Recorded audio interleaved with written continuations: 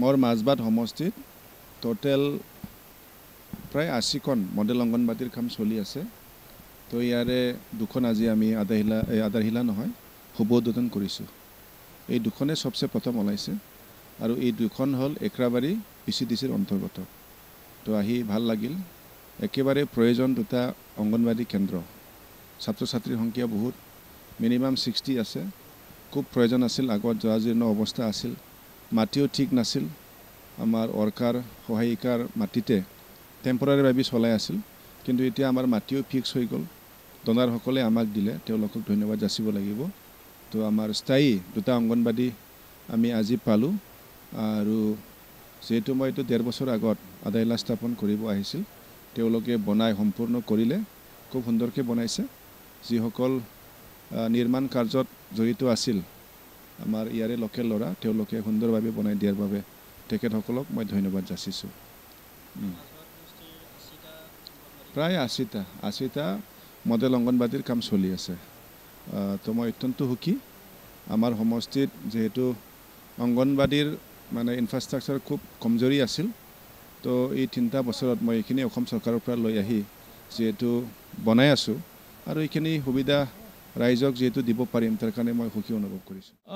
আজি আমাৰ একৰাবাৰী প্ৰাইমাৰী কমিটিক শপত গ্ৰহণ অনুষ্ঠান।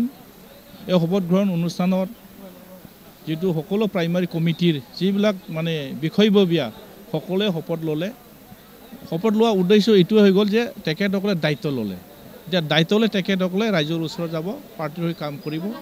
ইয়াৰ কাৰণে মই এইটো ক'ব বিচাৰিম যে আমাৰ সকলো প্ৰাইমাৰী কমিটি যি ধৰণৰ ষ্ট্ৰংভাৱে যিবিলাক কমিটি গঠন কৰা হৈ গ'ল, তেখেতসকলৰ নেতৃত্বত যোৱা দিনবিলাকত যি ধৰণৰ একৰাবাৰী প্ৰাইমাৰী হিচাপে আমি ৰাইজৰ লগত থাকি ৰাইজে যি ধৰণৰ আঁকোৱালি লৈছিলে BPF দলক, ঠিক তেনেকুৱা ধৰণৰ আমাৰ প্ৰাইমাৰী কমিটিৰ সকলো বিষয়ববীয়াসকলে এতিয়া ৰাইজৰ লগত গৈ কাম কৰিব আৰু কাম কৰি যাম।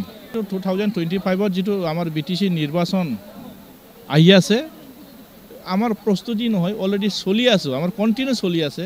আৰু আমাৰ এই ধনশিৰি সমষ্টিত কোনো এটা ৰাজনীতি দলে আমাক কেতিয়াও তেখেতসকলে মানে হাৰাব পৰা নাই আৰু তেখেতসকলে জিতিব পৰা নাই। কাৰণ আমি প্ৰত্যেক বছৰে আমাৰ যিটো ৰিজাল্ট MP ইলেকশ্যনে হওক, আমাৰ MLA ইলেকশ্যনে হওক, আৰু আমাৰ 2020ত যিটো আমাৰ BTC নিৰ্বাচন হ'ল, মই নিজে জিতিলোঁ।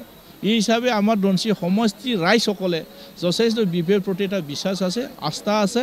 সেই অনুযায়ী আমি কাম কৰি আহিছোঁ, ৰাইজে এতিয়ালৈকে আমাৰ লগত আছে আৰু আশা কৰিছোঁ 2025ত আমাৰ BTCত BPFৰ চৰকাৰ হ'ব। কাৰণ যি ধৰণৰ এটা বঁটা চলি আছে, তেখেতসকলে যিটো প্ৰতিশ্ৰুতি দিছিলে UPPL চৰকাৰে, এই প্ৰতিশ্ৰুতিবিলাক তেখেতলোক বাস্তৱত ৰূপায়ণ কৰিব পৰা নাই। এতিয়া আমাৰ BTC অঞ্চলৰ যি ধৰণৰ আৰ্থিক যি ধৰণৰ জুৰুলা হৈ গ'ল, ব্যৱসায়ী হওক, যিবিলাক আমাৰ ব্যৱসায়ী কৰে তেখেতসকলে ক'ব বিচাৰে, আৰু যিবিলাক মানে আমাৰ খেতিয়ক তেখেতলোকে ক'ব বিচাৰে, তেখেতসকলে যি ধৰণৰ নিৰাপত্তাৰ কথা কৈ আছিলে, নিৰাপদ আমাৰ অঞ্চলবিলাকত হোৱা নাই। তেখেতসকলে যি ধৰণৰ আৰ্থিকভাৱে যি ধৰণৰ মানুহবিলাকক যথেষ্ট টকাৰ পইচাৰ কথা কৈছে, কিন্তু তেনেকুৱা ধৰণৰ হোৱা নাই।